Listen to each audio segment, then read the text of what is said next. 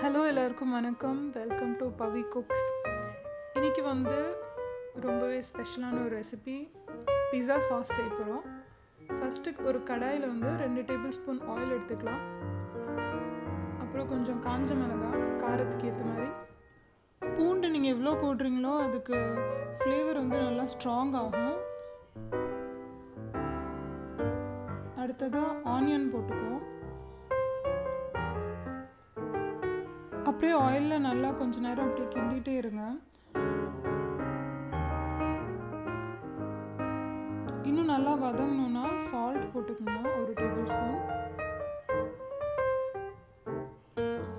அடுத்ததாக நல்லா கட் பண்ணி வச்ச 2 கப் டொமேட்டோஸ் போடலாம். தக்காளி நல்லா வதங்கி எடுத்துக்கணுன்னா கொஞ்சம் மூடி வச்சிடலாம்.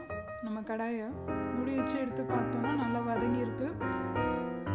இப்போ இதில் நம்ம 1 டேபிள் ஸ்பூன் ஆரிகானோ போடுவோம். இது பிஸாவில் எப்பயுமே தூவுவாங்க. ஸோ நம்ம மிக்ஸ் பண்ணி கிரைண்டரில் மிக்ஸ் பண்ணி எடுத்துக்கிட்டோன்னா நல்ல ஒரு பேஸ்ட் வரும்.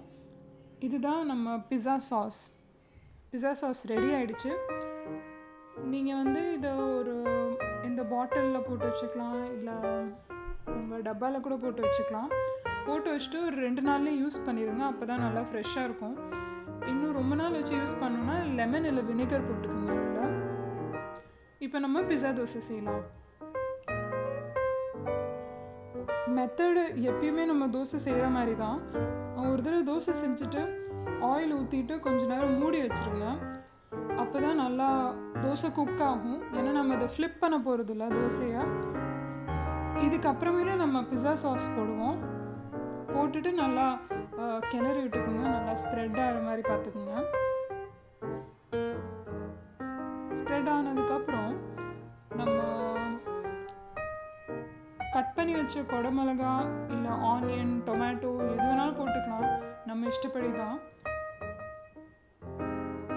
கேப்சிகம், குடமிளகா போட்டால் நல்ல ஒரு ஃப்ளேவர் வரும். கடைசியாக நம்ம சீஸ் இல்லை பன்னீர், சீஸ் நம்ம ஒரு க்யூப் நல்லா அப்படி தூள் பண்ணி அப்படி ஸ்ப்ரெட் பண்ணி போட்டுருவோம்.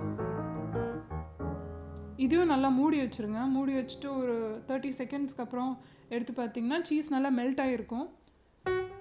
உங்களுக்கு வேணும்னா ஆரிகானோ இன்னும் கொஞ்சம் போட்டுக்கலாம். கூடவே நீங்கள் ஏதாச்சும் ஆயிலு இல்லை நெய், பட்டர் இந்த மாதிரி போட்டு ஹீட் பண்ணி வச்சிங்கன்னா நல்லா ஃப்ளேவர் நல்லா கிறிஸ்பியாக வரும்.